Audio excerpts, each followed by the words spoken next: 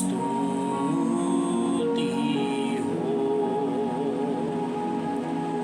तेरा धन्यवाद यीशु राजा। महिमा हो, महिमा हो। सनातन काल के विराट परमेश्वर, हम आपका धन्यवाद करते हैं। यीशु मसीह के नाम में पिता, हम आपके चरणों में आते हैं। जितने मुझे देख रहे हैं, सुन रहे हैं, उन सब के ऊपर तेरी आशीष के हाथ को मांगते हैं। प्रभु, हम प्रार्थना करते हैं इस समय कि पिता परमेश्वर आज का ये वचन लोगों के जीवन में अद्भुत रीति से कार्य करने पाए और पवित्र आत्मा का अभिषेक एक एक लोगों के जीवन में जाए। और आज के इस वचन के थ्रू हर एक स्टेट में, हर एक डिस्ट्रिक्ट में आप सामर्थी रूप से सेवक और सेविकाओं को तैयार करें। ये वचन आज लोगों के जीवन में आशीष को लेके आए। आइए पवित्र आत्मा, हमारे होठों से होकर बातचीत करिए।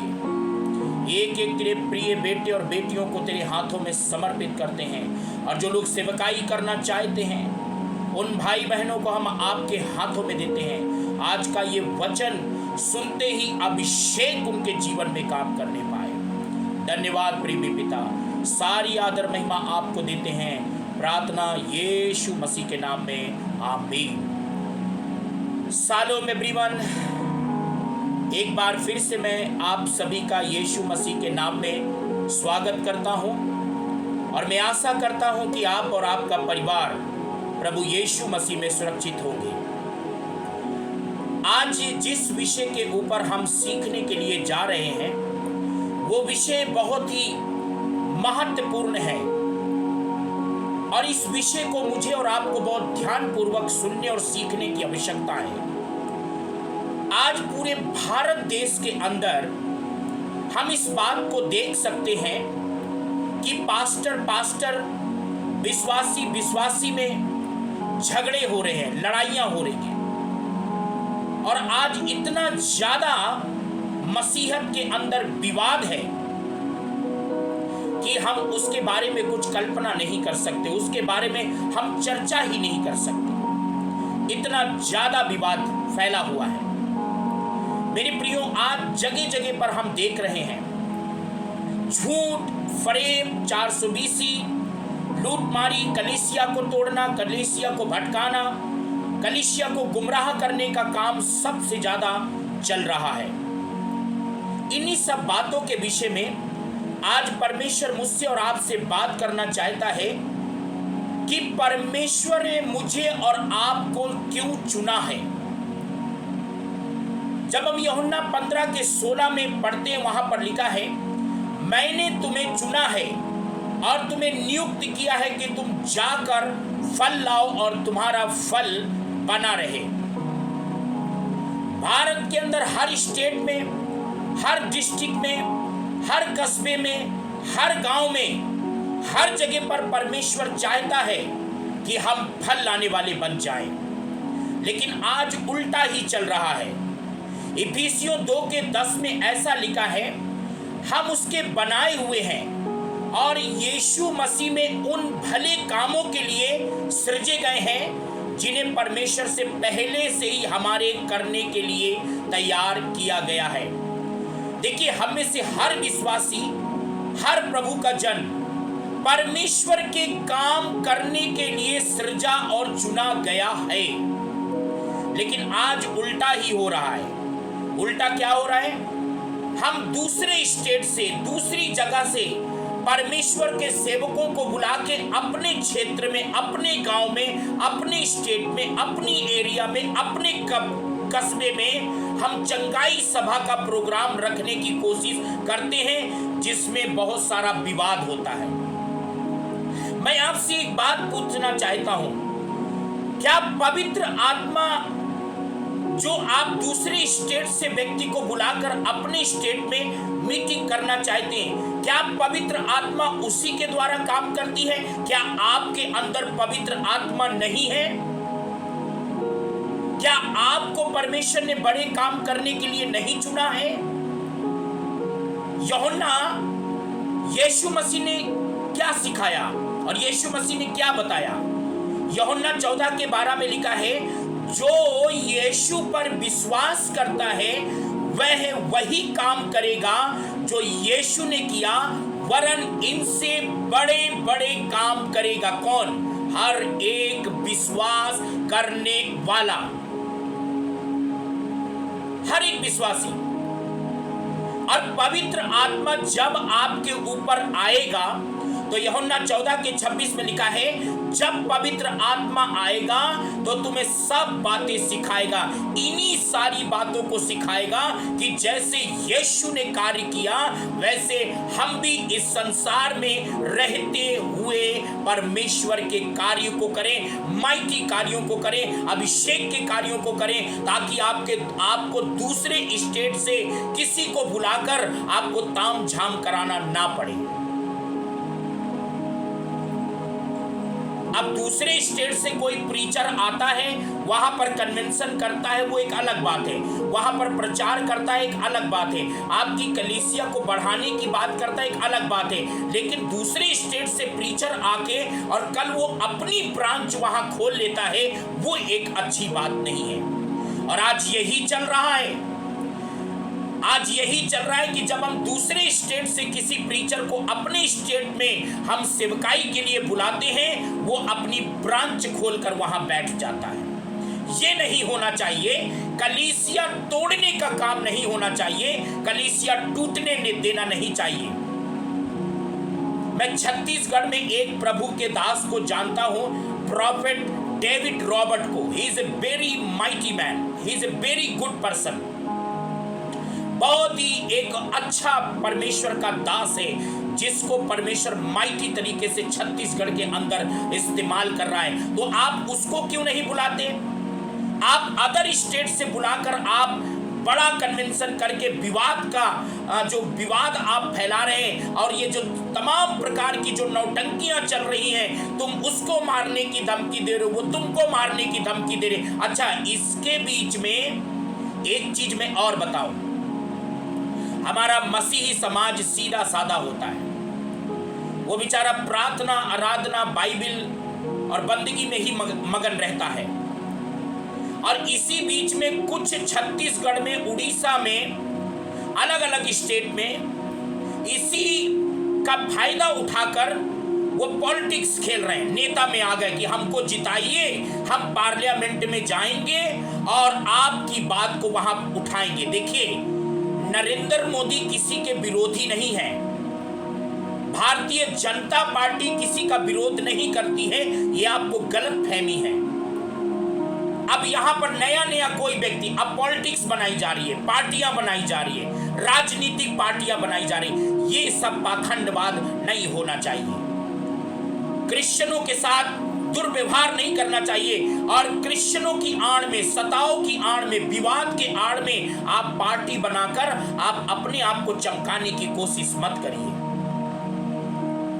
दूसरा कुरिन्थियों 4:13 में लिखा है, हम में वही विश्वास की आत्मा है। देखिए, परमेश्वर ने हमारे जीवन में कोई पक्षपात नहीं किया।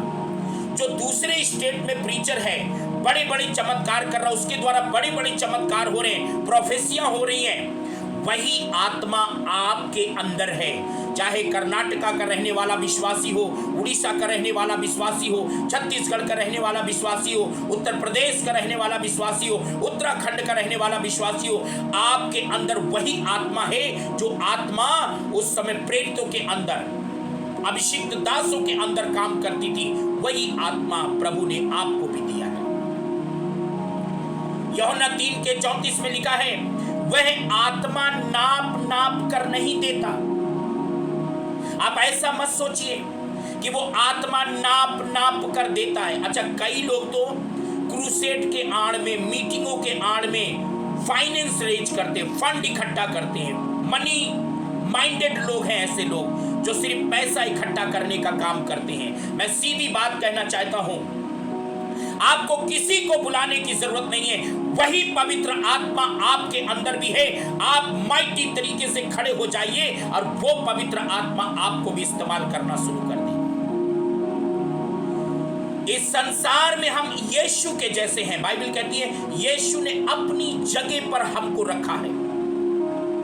जब हम प्रेरितों के काम 10:38 में पढ़ते हैं, वहां पर हम देखते हैं हम पिता परमेश्वर को जानते हैं, हम यीशु नसरी को जानते हैं कि पिता परमेश्वर ने कैसे यीशु मसीह को पवित्र आत्मा अभिषेक से अभिषिक्त किया। वो गांव-गांव में सुसमाचार सुनाता, बीमारों को आजाद करता, दुष्ट आत्मा से जकड़े हुओं को आजाद करता और सबको अच्छा करता हुआ पूरे हर जगह पर वो घूम रहा था।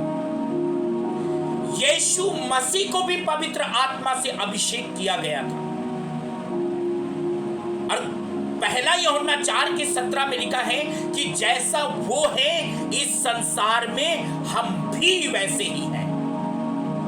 और आज विवाद चल रहा है, आज मीटिंगों के आड़ में धन की बात चल रही है, विवाद चल रहा है, लड़ाइयां चल रही है, झगड़े चल रहे हैं। हम परमेश्वर का काम छोड़ के, हम परमेश्वर के कार्यों को छोड़ छाड़ के और हम विवादों में लगे हुए। कुलुस्सियों 1:27 में लिखा, ये भेद की बात है कि मसीह हमारे अंदर रहता है। Christ in us and we are in Christ. मसीह हम में और हम मसीह में हैं। और वही सामर्थ के काम करने वाला यीशु आपके अंदर है। देखिए प्रेरितों के काम 1:8 में लिखा है कि जब पवित्र आत्मा तुम पर आएगा तो वो तुम्हें सामर्थ देगा और तुम पृथ्वी के छोर छोर तक तुम मेरे गवाह होंगे। और इस समय मैं देख रहा हूं भारत के हर एक स्टेट में, भारत के हर एक डिस्ट्रिक्ट में, हर एक जगह पर एक माइटी सेवक खड़े होने जा रहे हैं। सेवक और सेविका माइटी रूप से खड़े होंगे।